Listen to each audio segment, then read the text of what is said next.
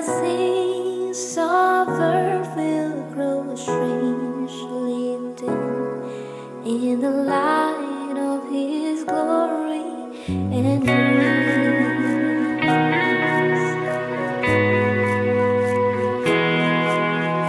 Turn your eyes to the hillside where justice and mercy embrace.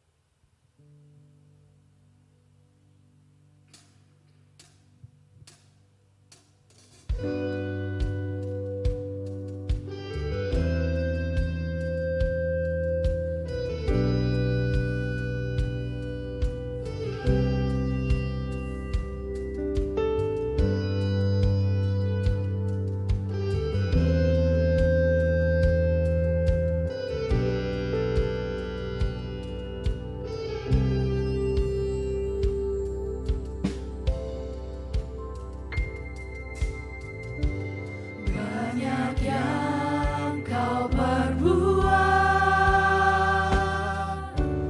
di dalam hidupku. Rancangan indahmu terjadi di hidupku. Bapa yang mengerti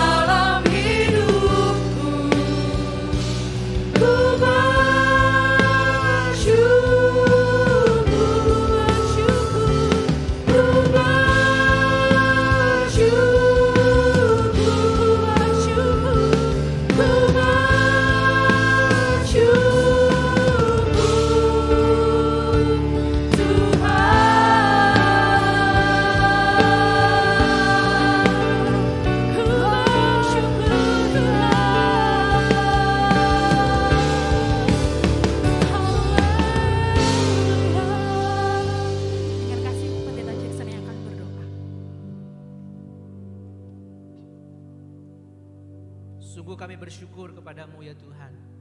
Besar kasih setiamu dalam hidup kami. Engkau nyatakan pemeliharaan yang sempurna kepada kami. Engkau nyatakan keselamatan kepada kami. Dan hari ini kami mau merayakan di dalam ibadah ini besar kasih setiamu. Dan Engkau lawat kami masing-masing sehingga kami datang. Kami boleh mendapatkan berkat dari Tuhan. Dan terlebih ibadah ini adalah ibadah untuk memuliakan hanya untuk namamu. Hadirlah Engkau dan kuasailah kami semua.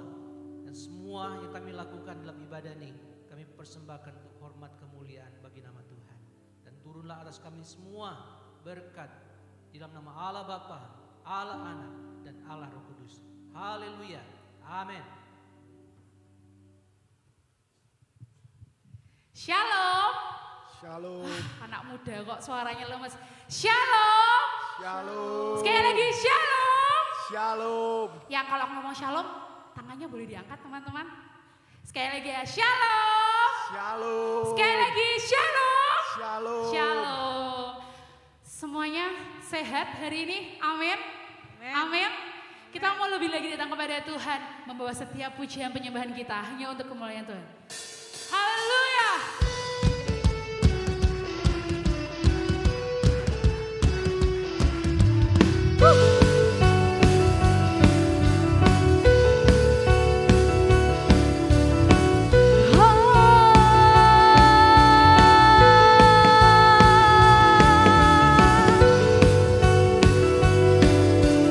Dengan semangat kita mengangkat pujian ini. Kau batu karang yang hidup, kota benteng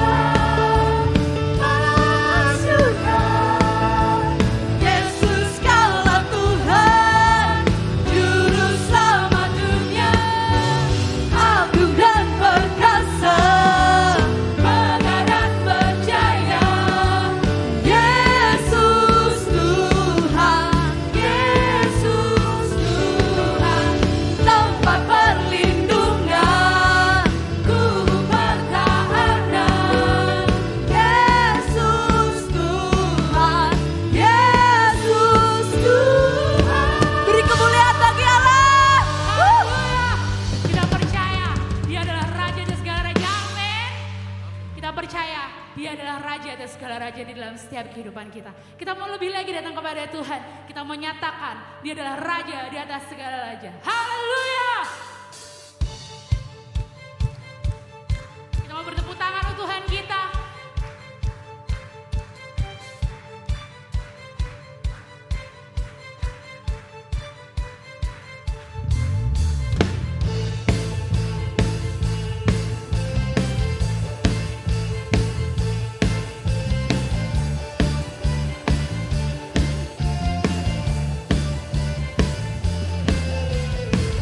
Bersyukurlah kepadanya, bawalah pujian baginya, karena Dia Raja, oh, Dia yang perkasa. Tuhanlah kekuatanku, mazmur dan keselamatanku, Dia penolongku, yang beri hidupku. Kau yang suruh semesta sujud menyembah. Agunglah kebangkitanmu, mujizat telah terjadi. Junjung kasih anugerahmu, kekal teguh dan mulia. Masyurlah perbuatanmu, Kau menyelamat hidupku. Kasih-Mu tiada tara, bertata Kau Tuhan Rajaku. Haleluya. Kami bersyukur memiliki Raja seperti Engkau Tuhan. Menyelamatkan setiap kami, memberikan kami kekuatan baru.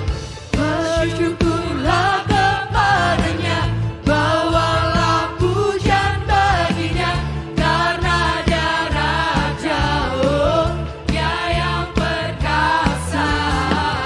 Tuhanlah kekuatanku, mazmur dan keselamatanku, Dia penolongku, Dia yang memberi hidup setiap kita. yang beri hidupku.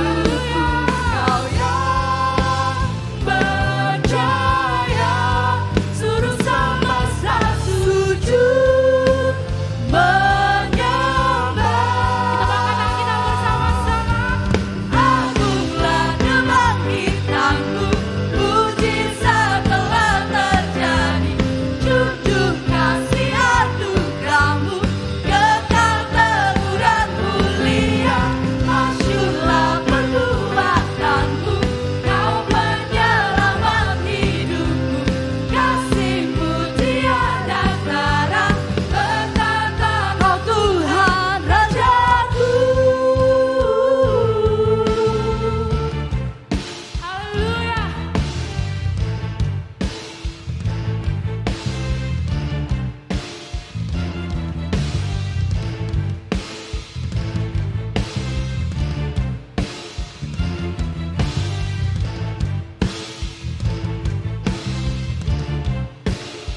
Mau katakan bersama-sama.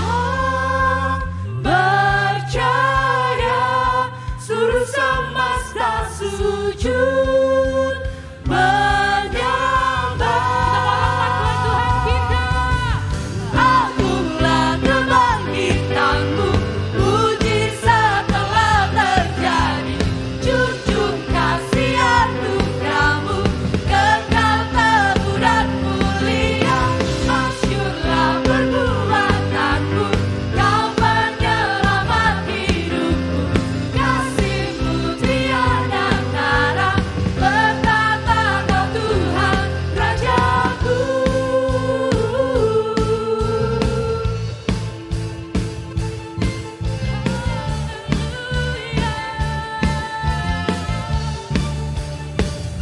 Beri kemuliaan bagi Tuhan kita. Haleluya. Teman-teman boleh duduk kembali.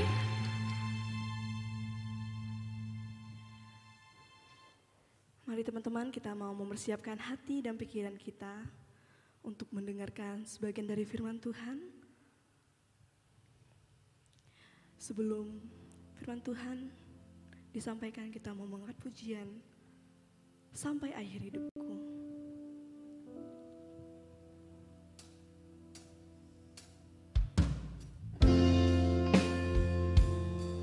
Tuhan tahu masa lalu kita, tapi Tuhan tetap setia dalam kehidupan kita.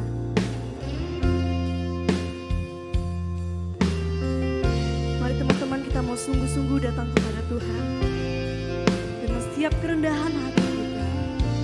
Bapa, Engkau mengenalku. Bapa, Engkau mengenalku lebih dari siapapun. Engkau tahu ceritaku dan isi hatiku. Tak peduli masa lalu, tak peduli masa lalu, Engkau tetap memilihku. Ubahkanku, sempurnakan jadi karya yang indah. Aku percaya tiada yang mustahil bagimu. Kuasa-Mu kuatkanku, dasarku berharap. Kini aku berserah pada rancangan-Mu bagiku. Ku ikuti panggilan-Mu, ku kan setia sampai akhir hidupku.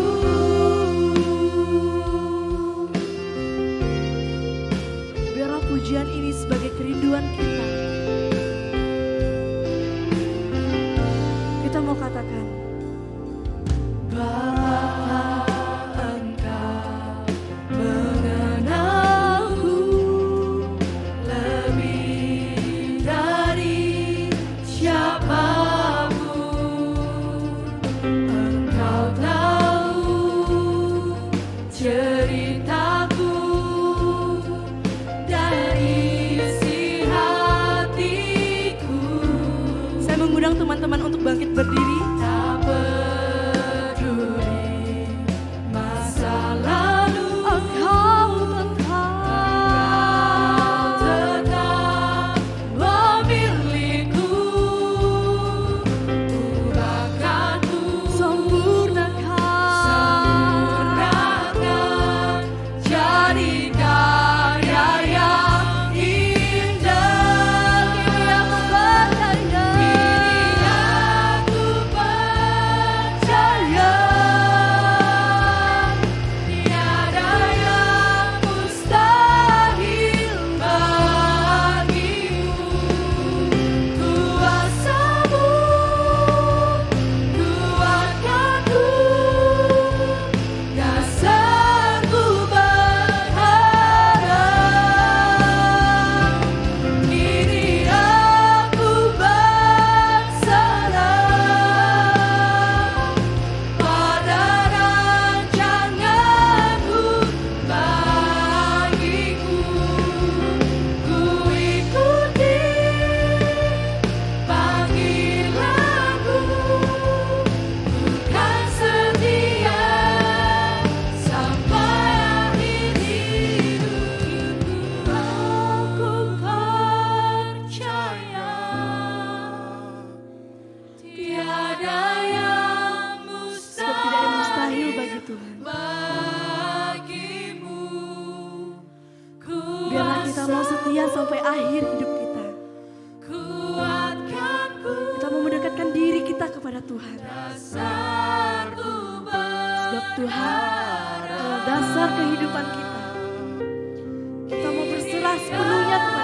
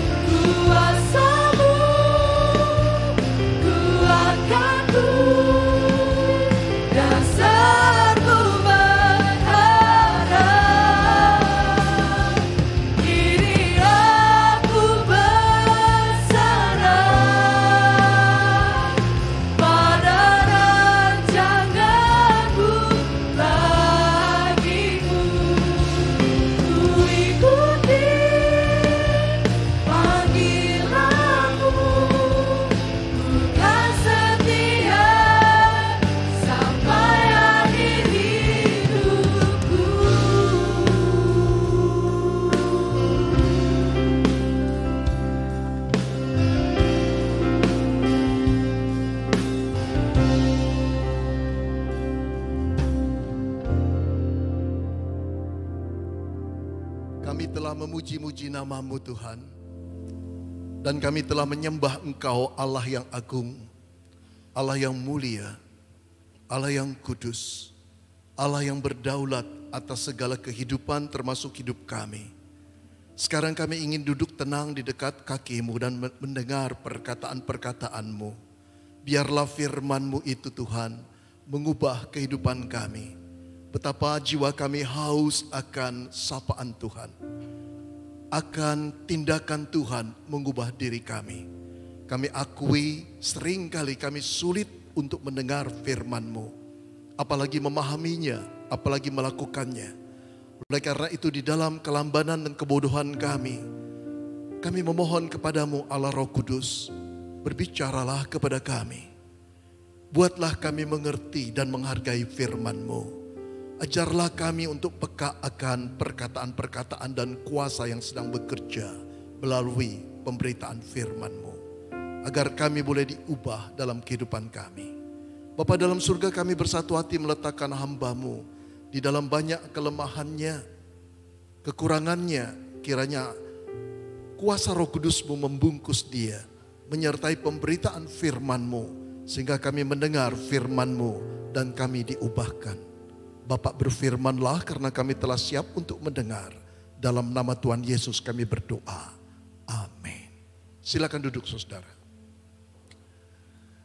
Shalom saudara. Selamat malam. Izinkan saya dalam beberapa saat berkenalan. Karena ini baru pertama kali ya saya bertemu dengan saudara. Juga ada di GKMI Gloria Patri. Juga baru lihat Pak Jackson. Walaupun sudah lihat wajahnya di mana-mana. Kami sudah berkomunikasi sekian lama Pak Jackson ya. Saudara yang dikasihi Tuhan, nama saya Beni Solihin. Saya seorang pendeta yang banyak menghabiskan waktu pelayanan sebetulnya menjadi dosen di sebuah STT di Kota Malang, Seminari Alkitab Asia Tenggara, begitu ya. Nah kemudian pelayanan saya lebih banyak pada anak-anak muda yang telah menyerahkan diri jadi hamba Tuhan. Tetapi 6 tahun yang lampau saya sudah emeritasi. Emeritasi itu istilah keren daripada istilah pensiun, dipensiunkan. Nah saudara yang dikasih Tuhan, saya menikmati sekali hari pensiun saya dengan menjalankan sebuah lembaga yang namanya Indonesia Preaching Ministry. Itulah yang Tuhan taruh beban yang manis dalam diri saya. Saya punya anak 2, laki-laki 35 tahun dan 33 tahun. Ya, punya cucu 1. Dalam hal ini saya masih agak miskin karena baru punya cucu 1. Pengen saya cucunya 7. Tapi belum diberkati oleh Tuhan. Oke, segitu saja ya. Istri saya pun dosen, sekarang masih mengajar. Nah saudara, mari kita buka firman Tuhan terambil dari Roma 12 ayat 1 dan 2. Saya percaya saudara bisa datang kemari dengan berbagai sebab. Ada juga yang ngundang, ada yang juga yang WA-in terus, ada juga yang pengen. Apapun sebabnya saya tahu Tuhan punya rencana dalam diri saudara. Saya pun diundang kemari bukan karena undangan manusia atau keinginan saya berkhotbah di sini, tapi saya tahu juga karena Tuhan punya rencana. Saya harus mengabarkan firman Tuhan dan dampaknya pada diri saudara. Karena itu pada waktu mendengar firman Tuhan jangan keraskan hati saudara ya. Oke. Roma 12 ayat 1 dan 2. Demikianlah firman Tuhan. Saya bisa mengoperate ini sendiri?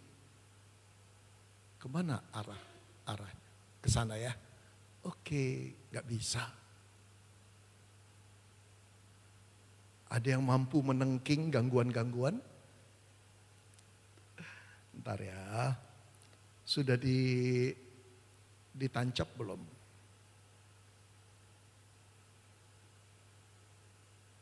Ini dia. Oke, bagus. Sekarang udah jalan. Saudara, inilah perkataan yang ditulis oleh Paulus kepada jemaatnya di kota Roma. Jemaat yang baru, orang Kristen baru. Karena itu saudara-saudara, kata Paulus, demi kemurahan Allah aku menasihati kamu. supaya kamu mempersembahkan tubuhmu sebagai persembahan yang hidup, yang kudus dan yang berkenan kepada Allah. Itu adalah ibadahmu yang sejati. Ayat 2, janganlah kamu menjadi serupa dengan dunia ini, tetapi berubahlah oleh pembaharuan budimu, sehingga kamu dapat membedakan manakah kehendak Allah, apa yang baik, yang berkenan kepada Allah dan yang sempurna. Saudara-saudara, pernah gak saudara merasa frustrasi? Karena saudara tahu ada tabiat yang gak benar dalam diri saudara. Ada karakter yang jahat, yang jelek. Atau ada dosa yang saudara perangi. Tapi gagal lagi. Sehingga menimbulkan perasaan frustrasi. Berkali-kali sampai saudara bosan, saudara berkata, aku harus berubah. Aku harus berubah. Aku komitmen untuk berubah. Tapi cuma bertahan 2-3 hari, 2-3 minggu. Selanjutnya kembali lagi ke karakter lama. Kembali lagi ke dosa yang saudara benci dan saudara lakukan lagi. Frustrasi gak? Saya mengalami ini. Saudara ngalami gak? Gak usah jawab. Gak usah angkat tangan. Saudara nimbang sendiri. Frustrasi gak? Tapi kabar baiknya saya ingin mengatakan, hampir seluruh manusia saya terka juga mengalami frustrasi yang sama. Ada banyak orang yang frustrasi karena ingin berubah tapi tidak mampu berubah. Saudara-saudara, secara teologis kalau kita dalami Alkitab, kita baru sadar dan baru tahu bahwa perubahan itu sulit karena ini bukan cuma sekedar merubah tabiat, merubah karakter, merubah watak. Ada satu kuasa dalam diri kita yang tinggal begitu lama, yang menguasai otak kita dan hati kita dan keputusan kita. Sesuatu yang sudah diinstal di dalam diri kita, yang bergerak begitu dinamis. Apa itu saudara? Dosa. Ini yang seringkali tidak mau diakui oleh orang banyak. Ada satu kekuatan yang disebut dosa. Kekuatan dinamis yang bergerak terus menerus. Yang membangkitkan hasrat dan nafsu diri kita. Sehingga kita menjadi budaknya. Kekuatan itu tidak terlihat. Tetapi dampaknya nyata. Ada banyak air mata. Ada banyak kepahitan. Ada banyak cinta yang murni pada awalnya rusak berantakan. Ada banyak rumah tangga yang betul-betul harmonis. Akhirnya saudara di dalam perceraian. Dan anak-anak tak terlantar begitu rupa. Saudara-saudara, ada banyak dokter yang tadinya baik. Tapi karena dosa masuk, dokter itu menjadi dokter yang mengeksploitasi pasiennya. Ada banyak dosen yang sebetulnya punya dedikasi yang baik. Tapi begitu masuk dosa, dia mengeksploitasi para mahasiswanya. Bahkan mengencani, bahkan menyetubuhi. Di mana otaknya, di mana akal budinya. Di mana perasaannya. Tidak bekerja lagi. Jadi saudara, kita bisa rasakan bukan? Tidak gampang untuk mengubah diri karena kekuatan ini. Dari mana kekuatan ini masuk? Dari zaman purbakala. Dari nenek moyang kita yang bernama Adam dan Hawa. Ketika mereka coba melawan Allah, melanggar perintahnya, memakan buah pengetahuan dari pohon yang ada di tengah taman. Pohon pengetahuan yang baik dan yang jahat. Jatuhlah mereka. Celakanya mereka nggak sadar, saudara, bahwa dampak yang mereka perbuat itu tidak hanya terjadi pada diri mereka, tapi pada keturunan mereka. Anak mereka, Kain, membunuh adiknya Habel. Sejak itu dosa mengalir begitu rupa. Gak heran saudara, gak banyak manusia, bahkan kalau kita objektif, tidak ada manusia yang bisa mengubah dirinya sendiri. Memoles penampilannya bisa. Memakai baju gamis bisa. Semua orang bisa pakai baju gamis kok. Performance kita pakai baju pester yang luar biasa juga bisa. Dengan kalung salib yang besar juga bisa. Tapi mengubah yang di dalam tidak bisa. Saudara-saudara, bagaimana rupa kalau begitu? Kita hanya kumpulan orang-orang yang terjajah di dalam kuasa dosa. Yang ketawa adalah setan terbahak-bahak. Seperti anak kecil yang berusaha melepaskan mata rantai yang menjerat dia begitu rupa. Nggak mungkin lah. Nggak mungkin lah orang dewasa yang puluhan kali lebih besar dari dia saja tidak mampu kok. Tetapi saudara yang dikasihi Tuhan, kita tetap harus berubah, bukan? Renew artinya apa? Kembali, diperbaharui. Nah, di dalam kekristenan, waktu saya mempelajari Alkitab ada 2 macam pembaharuan. Yang pertama, kita harus mengalami kedua pembaharuan ini. Renew yang pertama dan utama diciptakan baru. Saudara, inilah yang utama dan pertama. Ini merupakan pintu masuk untuk pembaharuan selanjutnya.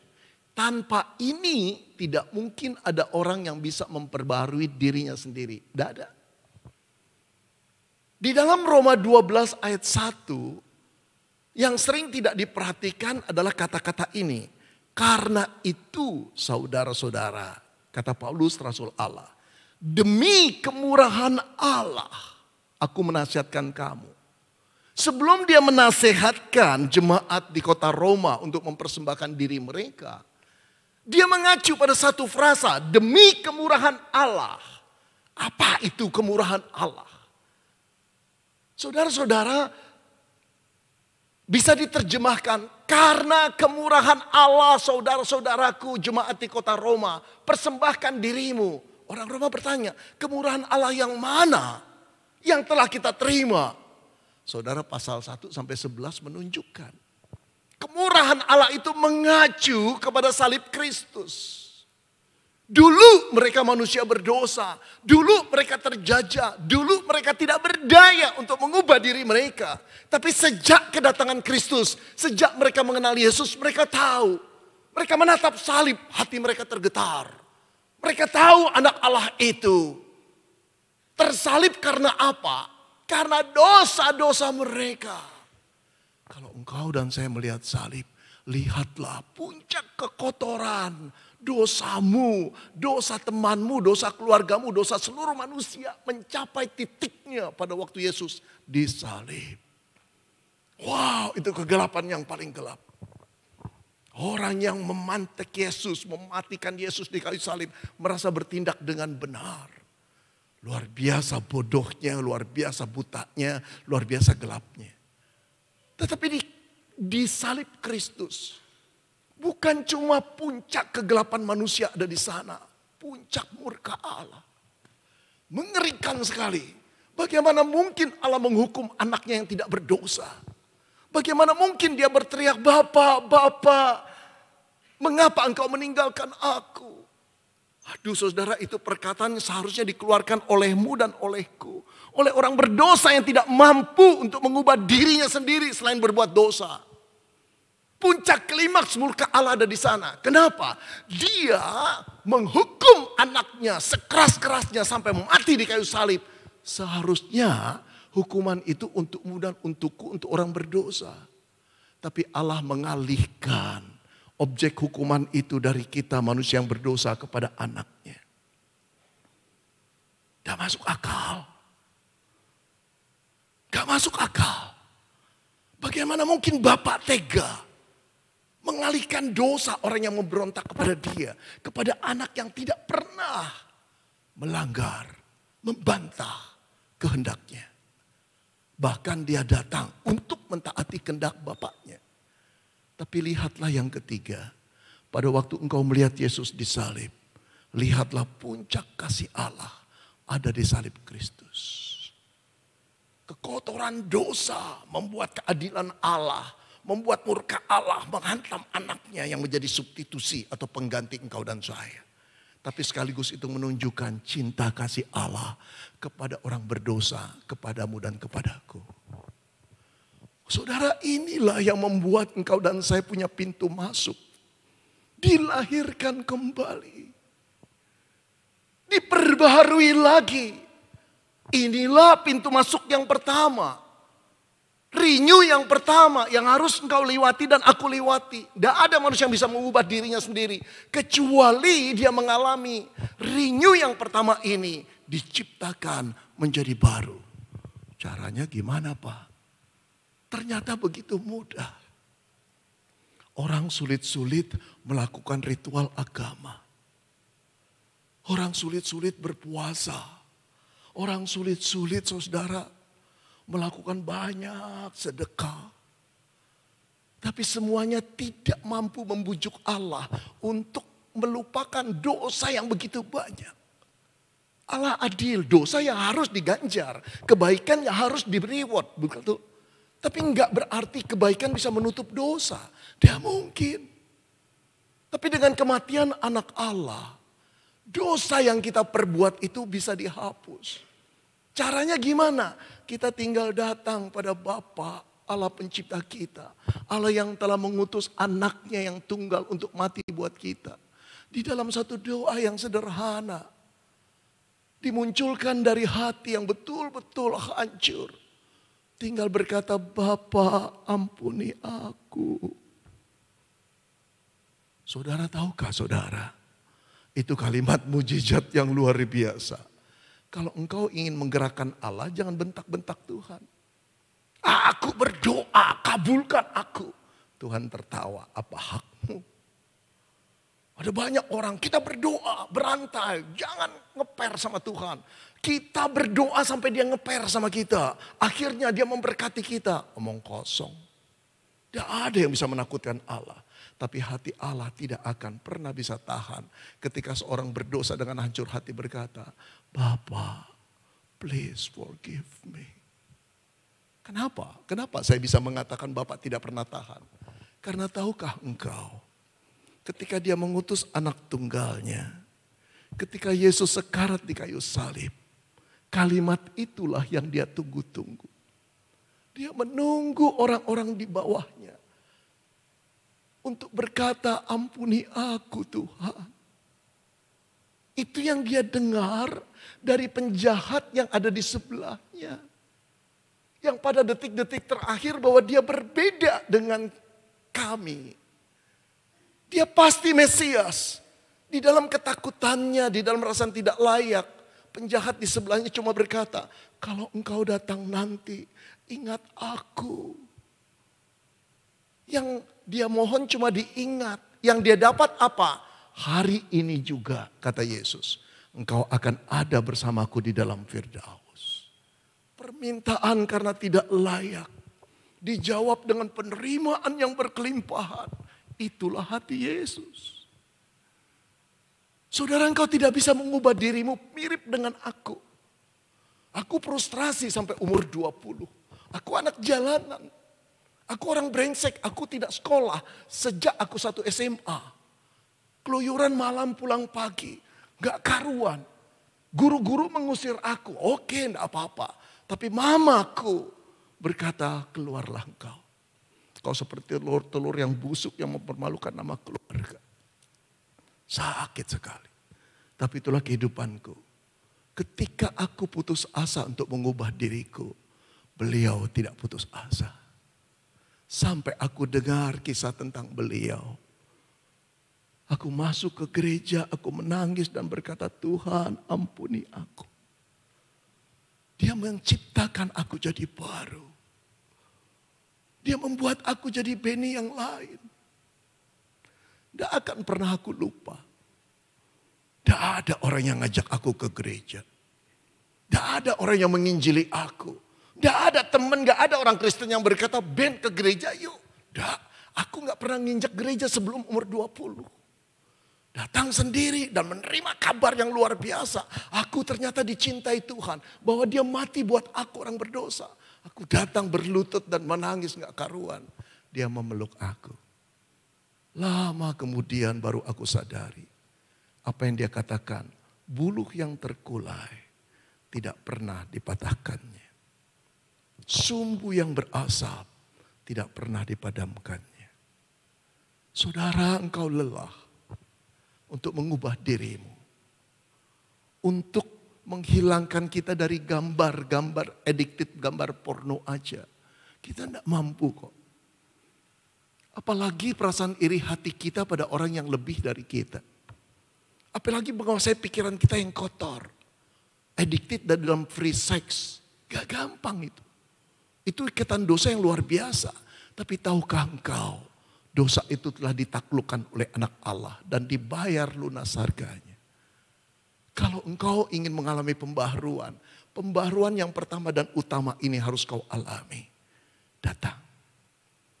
Saya telah menyaksikan begitu banyak orang berdosa diperbaharui oleh darah Kristus.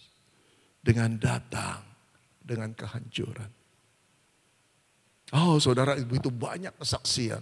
Bukan cuma yang saya lihat di YouTube dalam pelayanan-pelayanan saya. Yang saya ingat satu kali, ada seorang WL. Wah bagus sekali waktu Natalan. Keren ini orang. Saya sampai kagum, anak muda yang kira-kira umurnya 35-an lah. Setelah selesai Natal, dia ada seorang majelis bilang, saya bertanya, Pak siapa WL tadi? Oh namanya ini Pak. Pak Beni mungkin gak kenal. Tapi dia suka bersaksi di antara kami. Pak Beni ingat pada waktu 20 tahun yang lampau. Engkau pelayanan di Kalimantan Barat, di Singkawang. Dia merupakan siswa ternakal yang dipaksa oleh gurunya ikut camp. Pada hari yang ketiga dia semaput, dia kelengar melihat kasih Yesus. Dia bertobat. Sejak itu dia sekolah baik-baik dan hari ini dia sudah menjadi hamba Tuhan kami. Wow. Saudara-saudara itulah ajaibnya kasih Yesus. Saudara jangan percaya bahwa engkau dibuang oleh Tuhan. Engkau dianggap sepindah. Seburuk-buruknya engkau dan saya, engkau tetap anaknya, ciptaannya. Dan dia telah mati bagimu.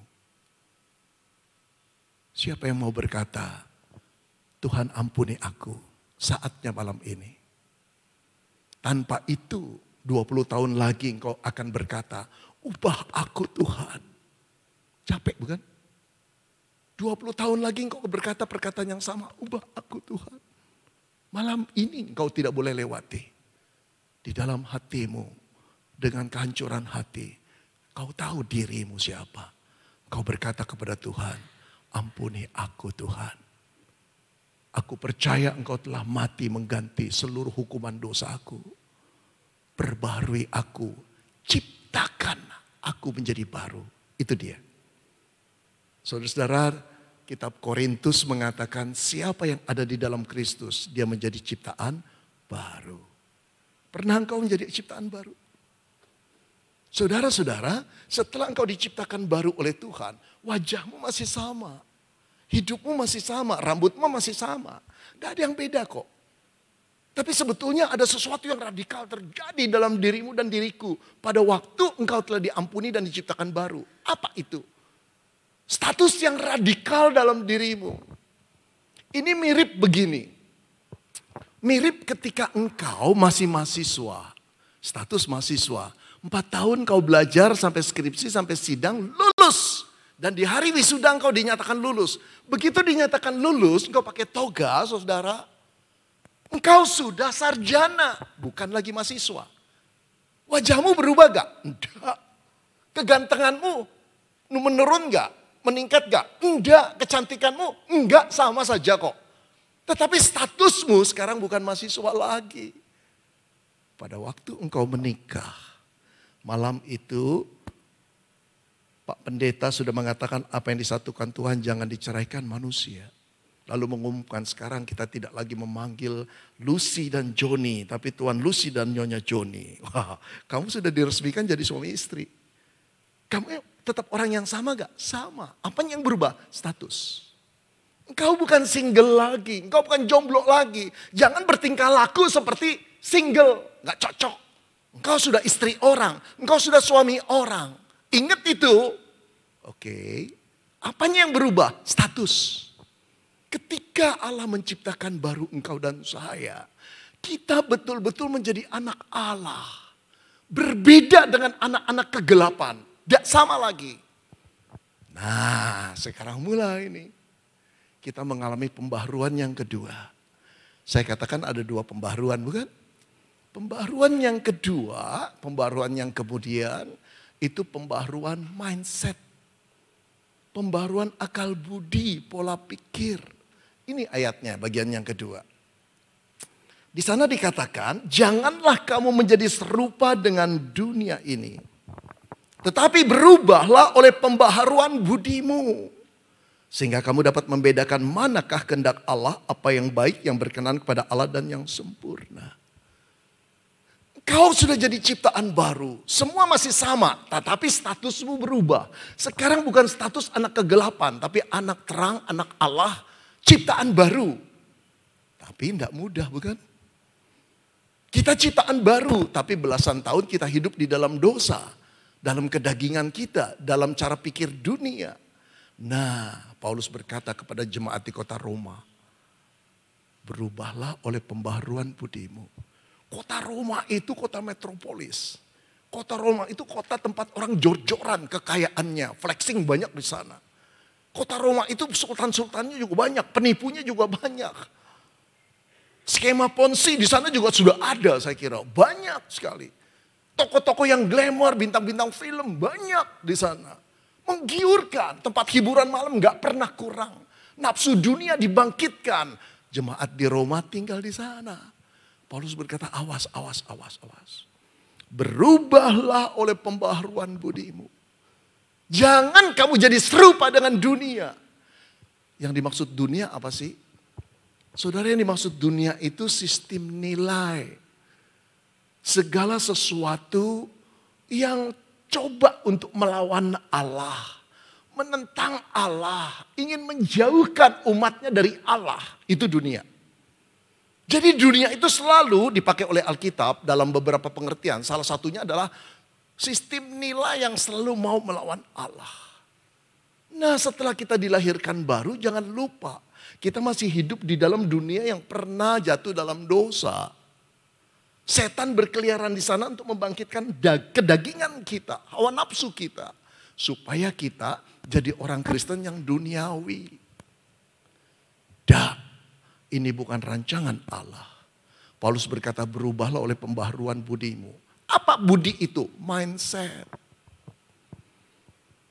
Jadi orang Kristen yang paling kasihan adalah orang Kristen yang mindsetnya, pola pikirnya masih pola pikir duniawi. Gak cocok lagi. Engkau dan saya gak cocok lagi. Ingat itu loh. Gak cocok lagi.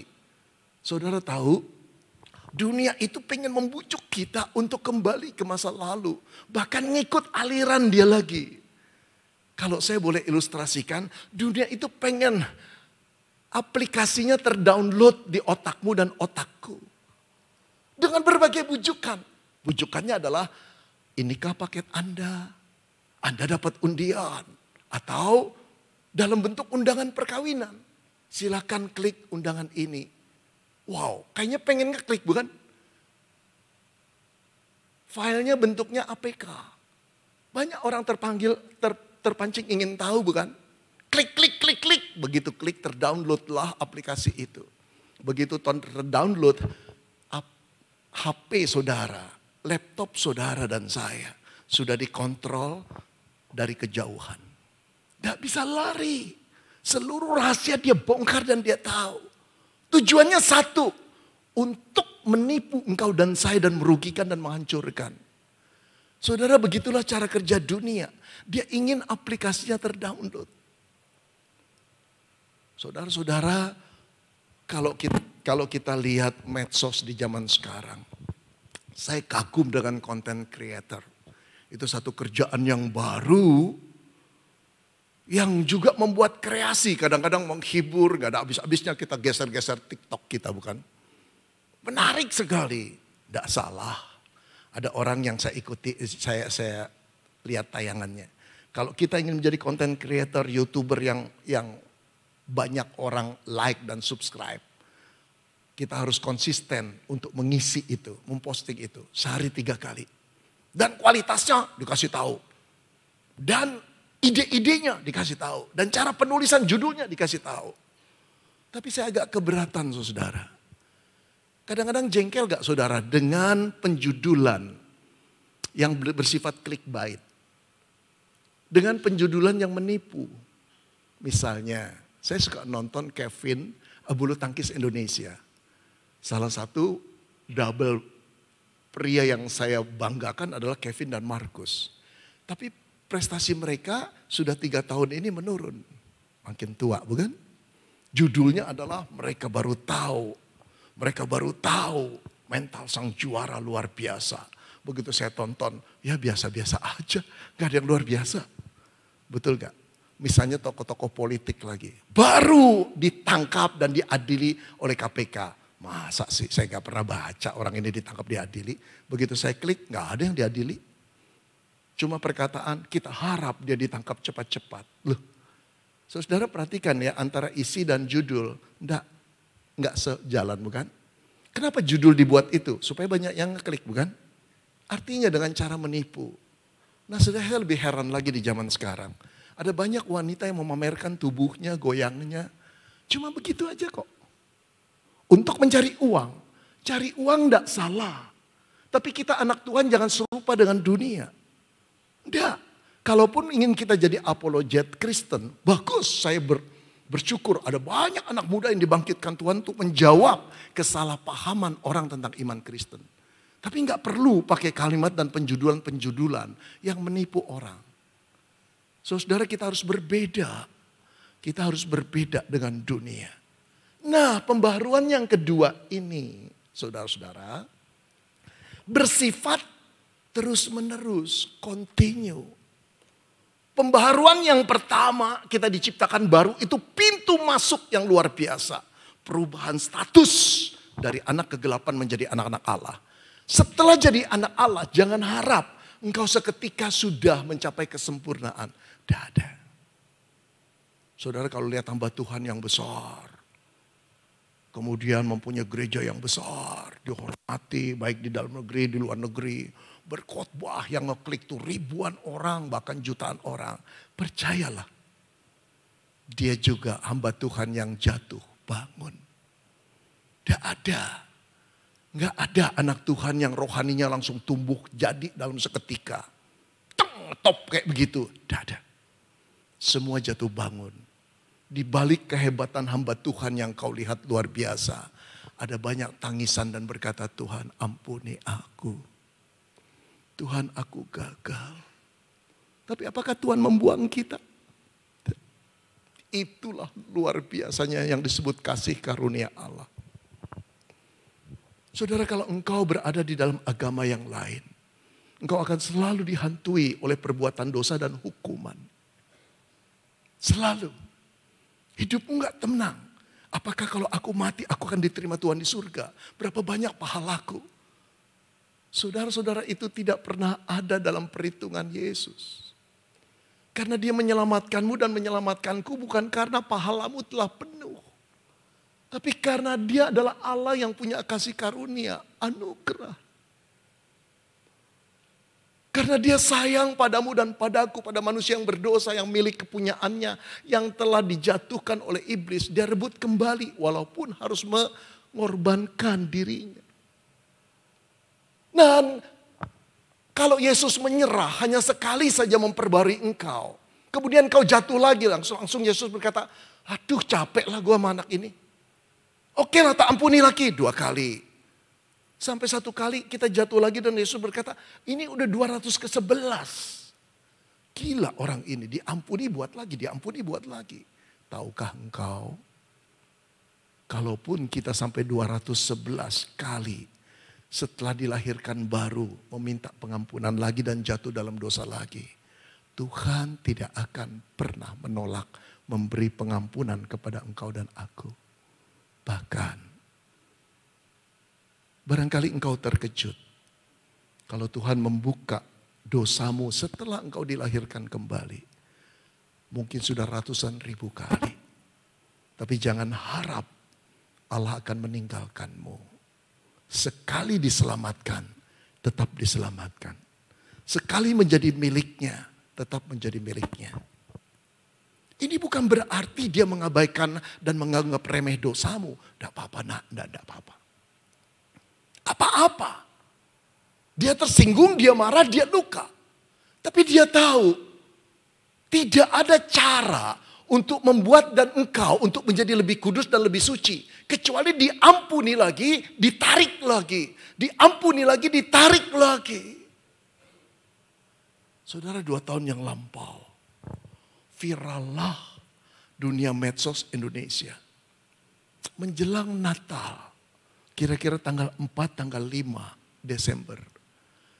Di Sidoarjo, ada seorang gadis ditemukan mati, bunuh diri di sebelah makam ayahnya. Nama gadis ini Novi Widiasari. Saudara, dia mahasiswa Unibrau. Mahasiswa yang keren prestasinya. Kenapa sampai bunuh diri? Terungkaplah sebuah cerita. Beberapa tahun yang lampau dia bertemu dengan seorang pemuda yang polisi. Kemudian jatuh hati pacaran. Gak berapa lama dia hamil. Sang polisi berkata, gugurkan. Dia ingin dikawini, bukan digugurkan. Dengan kesedihan luar biasa, dia menggugurkannya. Setelah itu dia harap disayang sama pacarnya. Pacarnya terus melanjutkan hubungan. Gak berapa lama hamil lagi. Ini yang kedua. Dia bilang sama kekasihnya. Dia desak untuk dia dikawini. Gugurkan lagi. Kalau ini ketahuan pada korps polisi saya, aku dipecat, gugurkan. Dengan hancur hati, dia pergi menggugurkan. Yang bertentangan dengan batinnya. Sejak itu jiwanya goncang. Terlebih lagi dia baru tahu kekasihnya sang polisi mulai meninggalkan dia dan jalan dengan wanita lain. Dia tinggalkan kuliahnya, dia pulang ke rumah ibunya. Bapaknya sudah meninggal. Dia nangis di kuburan bapaknya. Berapa kali dia ingin bunuh diri, sang ibu tahu. Sang ibu nasihati dengan air mata. Tapi satu kali sang ibu dilaporkan, anakmu telah meminum racun dan meninggal dunia di kuburan ayahnya. Saudara mendengar cerita itu. Netizen itu banjir komentar. Di Facebooknya, di Instagramnya. Lalu berkata, aku simpati dengan engkau, Kak. Kak, kenapa engkau ngambil keputusan seperti itu? Saudara, Novia Widiasari, gadis Malang yang tidak tahan pada kelicikan dunia dengan dosanya. Tapi satu hal yang sangat disayangkan, Novia Widiasari tidak mengenal Yesus Kristus, Allah dan penebusnya. Kalau engkau dan saya, kalau dia mengenal Yesus Kristus, dia tahu. Dosa yang diperbuat merupakan kekotoran yang luar biasa.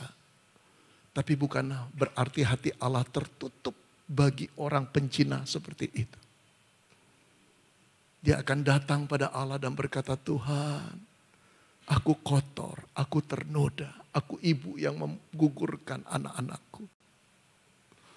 Tapi aku tahu hanya engkau yang mampu mengampuni aku. Dan benar, Allah akan mengampuni dia lagi. Kenapa? Karena Novia Widiasari adalah milik Yesus. Sayang sekali dia tidak mengenal. Hari ini engkau mengenal Yesus bukan? Engkau mendengar belas kasihannya bukan? Engkau perlu diperbaharui. Gak peduli berapa juta kali engkau jatuh lagi dalam dosa. Berapa juta kali pula Allah membuka hatinya dan memelukmu. Dan berkata, aku mengampunimu anakku. Mari berjalan bersama dengan aku kembali. Itulah Immanuel. Saudara, perubahan hidup yang kedua, pembaharuan yang kedua, bersifat terus menerus. Jangan nyerah. Kau tak pernah ditinggalkan. Bahkan, aku pernah menyaksikan seorang tua umur 84 tahun. Yang masa mudanya meninggalkan Yesus. Meninggalkan keluarga dan anaknya. Lari dengan banyak wanita. Detik terakhir. Aku pimpin dia dalam doa. Dengan tangisan dia berkata, ampuni aku ya Tuhan Yesus. Esok pagi jam 9 dia meninggal dunia. Aku percaya dia meninggal dunia sebagai orang yang diampuni. Saudara, maukah engkau mengalami pembaharuan? Itu di luar kuasamu. Tetapi itu bisa ditaklukkan oleh kasih karunia Allah. Karena dia penciptamu, penebusmu, Allah yang sayang pada engkau. Datang dan berkata, ubah aku Tuhan. Mari kita berdoa.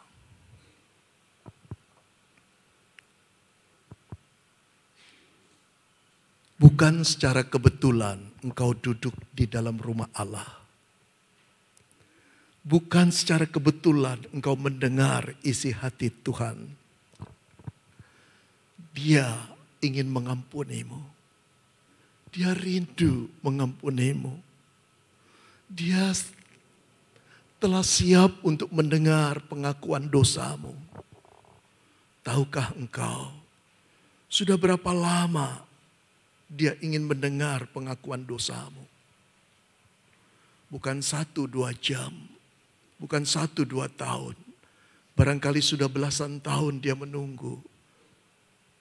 Engkau berkata, Tuhan, ampuni aku.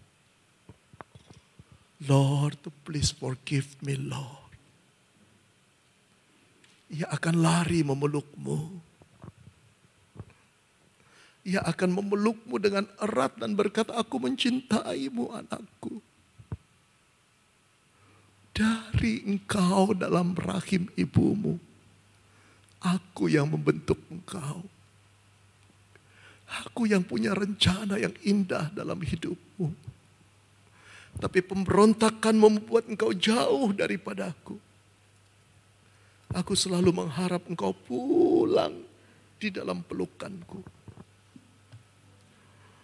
Saudara, jangan ragu pada Yesus. Engkau boleh ragukan orang lain, bahkan kekasihmu, bahkan istrimu, bahkan suamimu. Engkau boleh ragu pada orang yang kau cintai, karena belum tentu janjinya tepat. Tapi jangan ragu pada Allahmu yang bernama Yesus.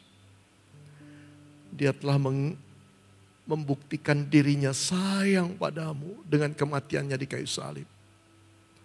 Katakan, Tuhan, ampuni aku lagi ya.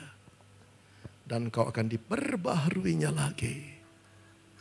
Silakan berdoa.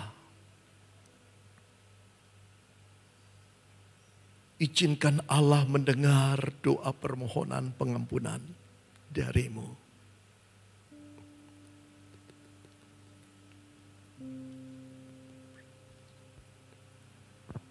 Izinkan Allah memelukmu lagi. Izinkan Allah untuk membasuh hatimu yang penuh dengan dosa dengan darahnya. Izinkan Allah untuk menanggung seluruh hukuman dosa yang mengerikan yang harus jatuh pada dirimu. Izinkan Allah untuk menciptakanmu menjadi baru.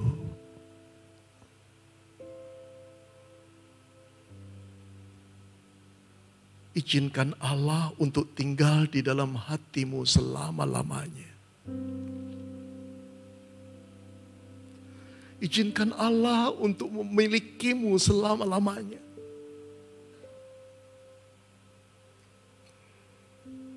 Bagi engkau yang pernah menjadi milik Allah, dilahirkan kembali dan jatuh lagi dalam dosa, jangan lari dari Tuhan. 1000 kilometer engkau melarikan diri dari Tuhan. Bayangan kasih-Nya tetap ada di belakangmu. Karena Dia tidak ingin kehilanganmu. Karena Dia mengasihimu, Dia mencintaimu lebih daripada kekasih yang engkau dewa-dewakan. Tak ada kasih yang sedalam Beliau.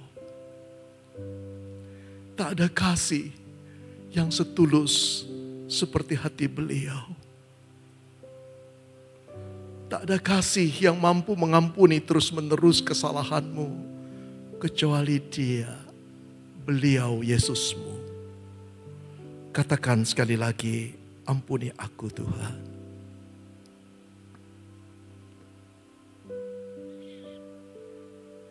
Bapa di dalam surga,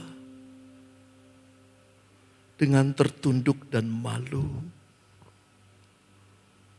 aku datang kepadamu.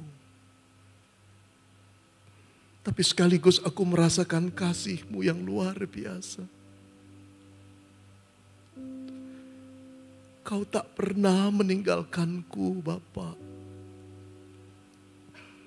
Pengorbanan anak-Mu menghancurkan hatiku. Tapi sekaligus mengembalikan kembali keberanianku untuk datang kepada Bapa. Ampuni aku, perbaharui aku. Aku ingin berubah dengan kasih karunia-Mu. Katakan itu kepada Tuhan. Tuhan, Engkau melihat hati anak-anak-Mu.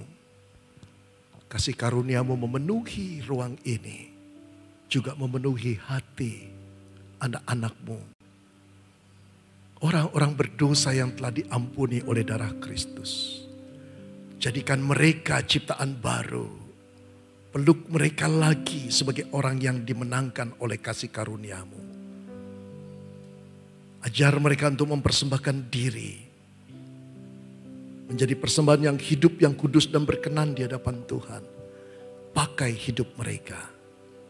Terpujilah nama-Mu Bapa. Dalam nama Tuhan Yesus kami berdoa. Amin.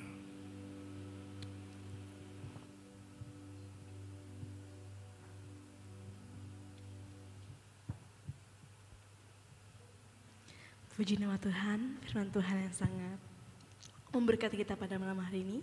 Siapa yang diberkati dengan firman Tuhan pada malam hari ini bisa melambaikan tangan dengan saya. Puji nama Tuhan. Biarlah setiap firman Tuhan yang telah kita dengar bukan hanya sekedar kita mendengar, tapi kita melakukannya. Kita akan memberikan persembahan. Sebelum itu dengan kasih Pendeta Diki bisa memimpin kita dalam doa.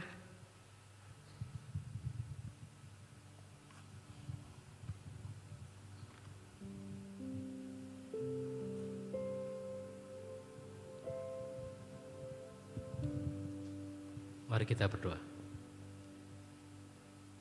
Kami bersyukur Tuhan karena Engkau selalu membaharui kehidupan kami.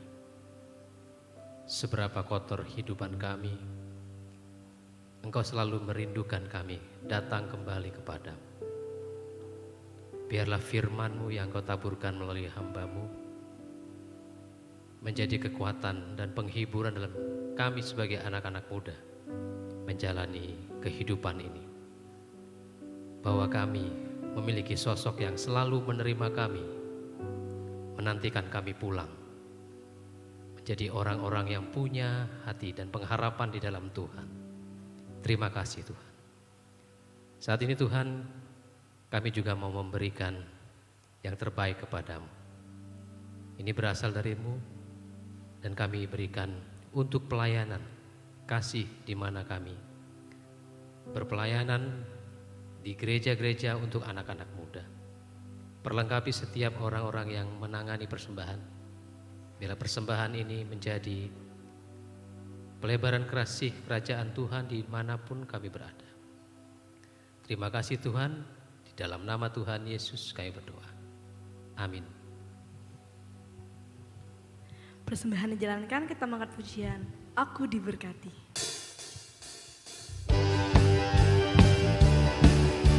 Selamat memberi, Tuhan Yesus memberkati.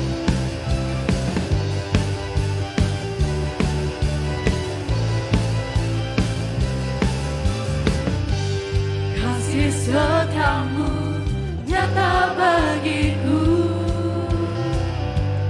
hikmat kebajikan dan sedia bagiku. Setiap alasanmu limpahkan segalanya.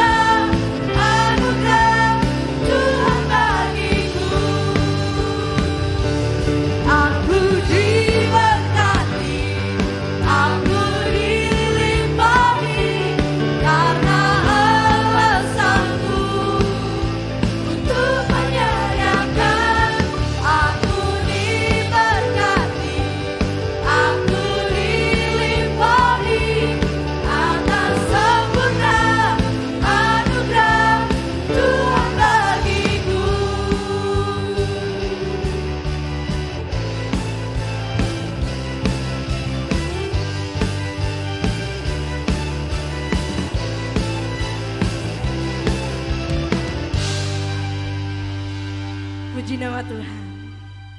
Saya mau menyapa teman-teman yang hadir di sini. Shalom. Kurang semangat. Sekali lagi shalom. Shalom. Halo. Duh, lemes banget. Anak Belum youth pada apa- makan ya, Kak? Anak youth apa lansia ya, Kak ya? Iya, ini Sekali kayak- lagi deh, shalom. Shalom. Kalau kita sapa shalom, tangannya bisa diangkat ya. Setuju gak? Setuju? Ayo. Shalom. Shalom. Nah, ini baru anak muda. Sekali lagi, shalom. Shalom. Nah, beri kemuliaan bagi Tuhan kita. Haleluya. Ya, saya mau menyapa teman-teman dari setiap gereja. Nanti kalau saya menyapa setiap gereja, harus nyaring suaranya ya teman-teman ya. Saya mau menyapa dari GKMI Gloria Patri. Mana suaranya? Wah, ini ada orangnya enggak ya Gloria Patri ya? Sekarang GKMI Semarang. Mana GKMI suaranya? Semarang ada. Woi. Mantap. Selanjutnya GKMI Sidodadi. Ada. Di situ Kak berkumpul jadi Wah. satu. Sekarang GKMI Sola Gracia. Ada? Saya Sola Gracia. Oke, selanjutnya GKMI Lamper Mijen. Ada? Woi, di belakang Kak yang Lamper Mijen. Sekarang GKMI Progo. Ada? Mana suaranya? Mana? Mana? Oh, di belakang, di belakang. Sekarang GKMI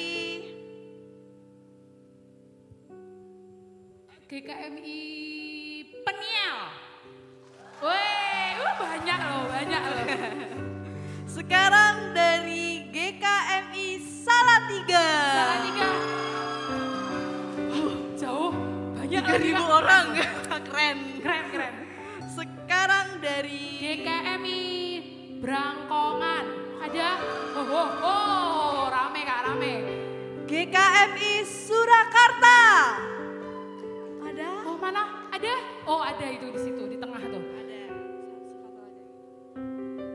GKMI Margorejo. Ada? Ada? Ada? Oh, ada di belakang. Ada. Oke. Semuanya diberkati teman-teman? Diberkati? Amin. Saya undang teman-teman tuh bangkit diri bersama-sama. Ya, kita mau lebih lagi, memuji lebih lagi untuk setiap kebaikan Tuhan. Dia Raja.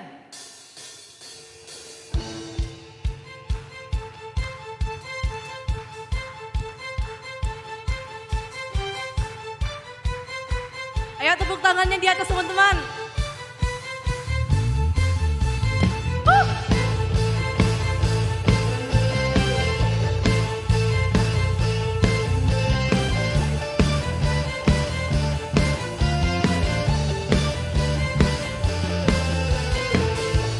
Bersyukurlah kepadanya, bawalah pujian baginya, karena Dia Raja, oh Dia yang perkasa.